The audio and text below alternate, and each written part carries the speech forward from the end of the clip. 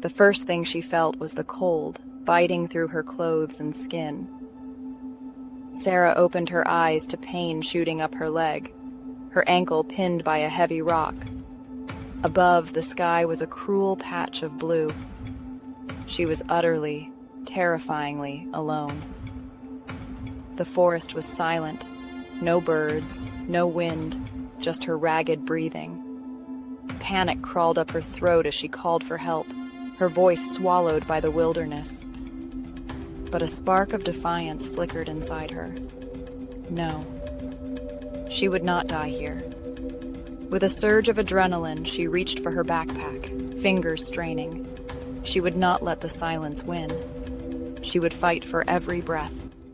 The silence would not claim her. Sarah had always felt invisible, overlooked at work, seen as fragile by family, but no one saw her quiet determination, built through years of struggle. In the mountains, she felt strong, free from judgment. Now, trapped in a ravine, that hidden strength was all she had left. She was no longer invisible. She would fight to be seen.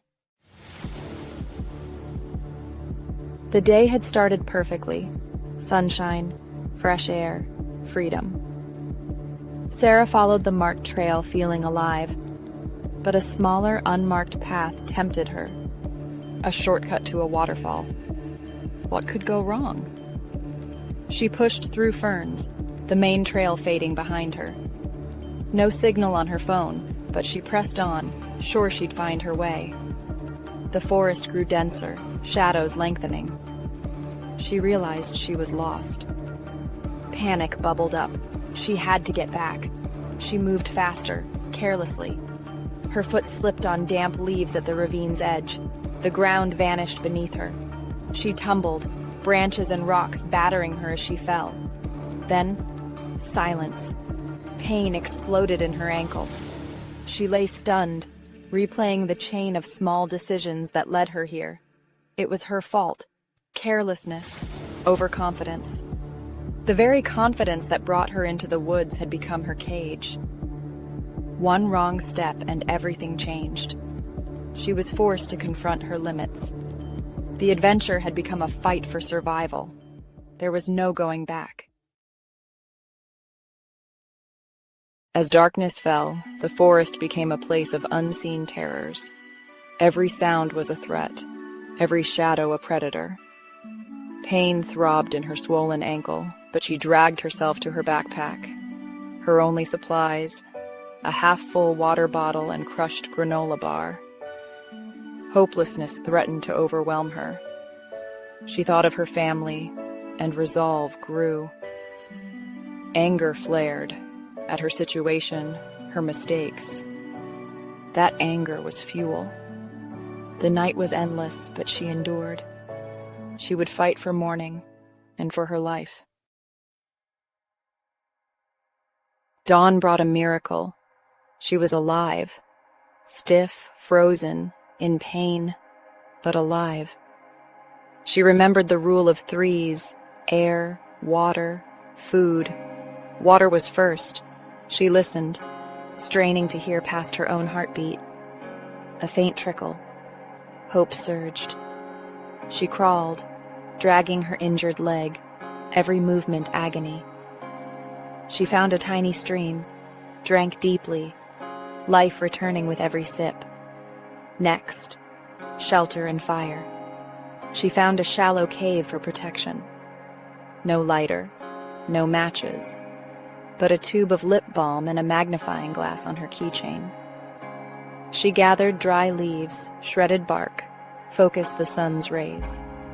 Minutes passed. Nothing but smoke. Doubt crept in, but she remembered. Patience is your most important tool. Finally, a tiny ember. She blew gently. A small flame flickered to life. She had made fire. The fire was more than warmth. It was hope. It was proof she could survive. She fed it, kept it alive, watched the smoke rise. The spark in the dark was hers. She was not powerless. She was not lost. She was a survivor. Every small victory mattered. She would keep going. She would not let the darkness win. The fire was her promise. The fire changed everything. It was her companion, her signal to the world. She kept it burning, feeding it with every scrap she could find. The smoke was a message. I am here. Days blurred together. Wake, tend fire, crawl for water, forage for food. Hunger gnawed, pain throbbed, but she endured. Some moments were dark, doubt and despair threatened. But she fought back, reminding herself, "You are strong. You can do this." She imagined her colleagues' faces if they could see her now. They thought she was weak, but she was a survivor. On the 5th day, she heard it, a distant thumping. At first, she thought it was her imagination, but it grew louder, a helicopter. Hope flooded her. She scrambled to the fire, throwing on green leaves for smoke. The fire roared, white smoke billowing up. She waved, screamed, did everything to be seen. The sound of hope was real. She would not be lost. She would be found. Her fight was almost over. She had survived the wilderness. She had survived herself. Rescue was within reach. The sight of the rescue worker was the most beautiful thing Sarah had ever seen. Relief overwhelmed her. She had survived. The flight back, the hospital, her family's embrace, all a blur. They saw her strength now. Her story became news, the woman who survived the impossible. At first, she hesitated to share, but realized her story was about the human spirit. She spoke at schools, taught wilderness safety, shared the lessons she'd learned the hard way. The most important tool, she told them, was the will to live. It weighs nothing, but it can carry you anywhere. Sarah's scars faded, but the memory remained, a reminder of hope. Even in the darkest ravine, there is a way out. Hope is a choice, a spark you nurture in the cold. It's a promise to see the sunrise. In the end, it's what guides you home from any darkness. You just have to keep going. Never, ever give up. Sarah's journey was proof.